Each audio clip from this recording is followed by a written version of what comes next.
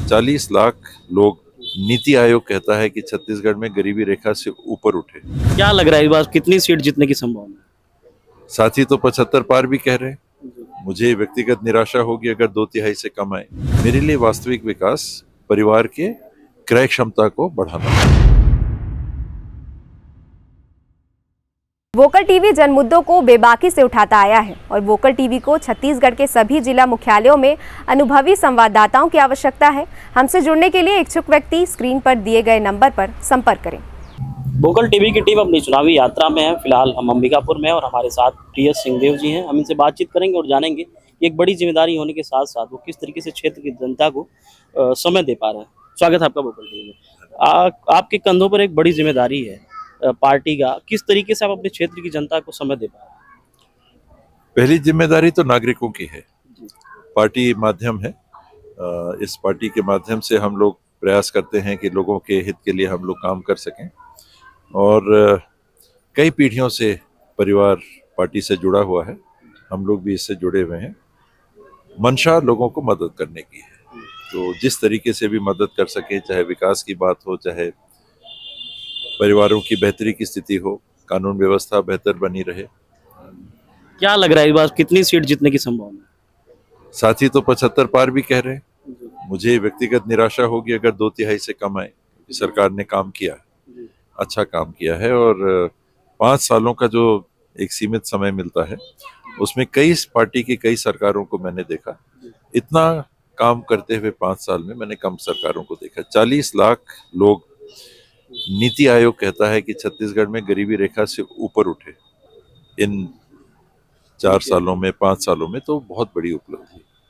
जैसे बीजेपी और कांग्रेस दोनों ने जो घोषणा पत्र जारी किया है, दोनों की घोषणा पत्र लोग कह रहे हैं कि बड़े बड़े वादे हैं। कांग्रेस किस तरीके से उसको अमली जामा पहना है? वो तो कहते थे कि हम इस नीति में नहीं चलेंगे। नकल की कुछ बातों को उनने, जो कांग्रेस सरकार कर रही थी, कांग्रेस पार्टी कर रही थी, कह रही थी, उसको उनने अपनाया। हम उसको निरंतर रख रहे हैं। जो पहले कहा था उसको किया और आगे उसको बढ़ाना है। इस माध्यम से परिवार की आमदनी, उनकी क्रय क्षमता को बढ़ाने का हमारा लक्ष्य है। विकास अधोसंरचना के स्तर पे एक अलग पैमाना है विकास का।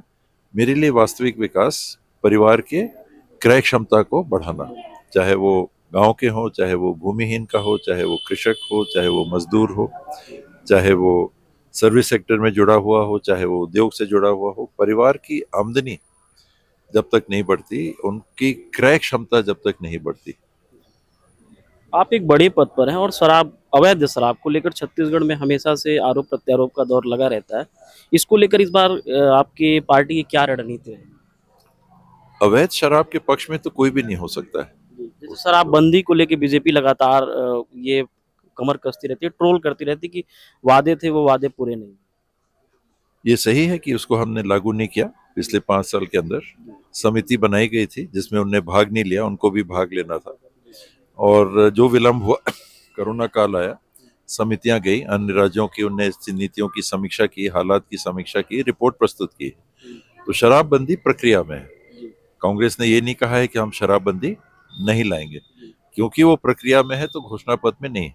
मतलब अगर इस बार कांग्रेस की सरकार बनती तो ये उम्मीद है कि इस बार शराबबंदी पे कोई कठोर कदम, निर्णायक कदम उठाया जाए। मैं ये तो नहीं कह सकता, लेकिन जो समिति की रिपोर्ट है उस पे आगे कार्रवाई होगी। आपसे अंतिम सवाल, जैसे एक लहर चल रही है कि अगर इस बार कांग्रेस आती है तो टी.एस. सिंहदेव जी मुख्यमंत्री के रूप में देखे जाएंगे, इस पे क्या लग रहा है?